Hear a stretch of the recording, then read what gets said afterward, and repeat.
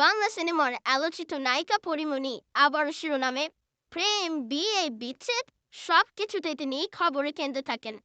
এবার তার সঙ্গে নাম জড়ালো গায়ক শেখ সাদের।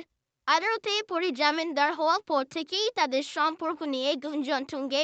এবার প্রেমের গুঞ্জনে জল ছাড়লেন এই গায়ক, স্পষ্ট জানিয়ে দিয়েছেন পরীমণির সঙ্গে তার প্রেমের সম্পর্ক হতেই পারে না।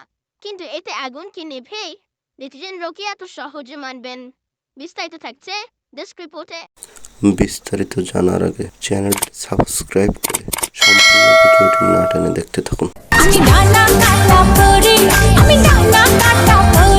তো দর্শক, শেখ সাদী বলেছেন, আমি বাধ্য হলাম এই বিষয় নিয়ে কথা বলতে। আমার যত সাংবাদিক ভাই বোনেরা আছেন, অনুরোধ করছি আপনাদেরকে লাইক নিজেদের মন গড়া নিউজ বানাবেন না।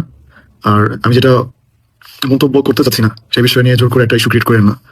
আমি এরকম ইভেন আপনাদের যত স্পেসিফিকলি কিছু কথা আসতেছে যেটা আমি নাকি বলছি আপনাদেরকে, দুঃখজনকভাবে আপনাদের মধ্যে কিছু সমস্যার সাথে আমার ভালো সম্পর্ক, মানে আপনার নর্মাল কনভারসেশনটাকে ওটাকে ইউজ করতেছেন। আস্থার জায়গাটা আমি আসলে হারাই ফেলতেছি কিছু একটা। আর আমি যে বিষয় নিয়ে কথা উঠতেছে বারবার, এই বিষয় নিয়ে কথা বলার কারণে আমি পারিবারিকভাবে বলেন বা পরিমণির ব্যাপারে যে কথাগুলো বলতেছেন আপনারা, এটা পারিবারিকভাবে আমি অনেক ইতস্তত বোধ করতেছি।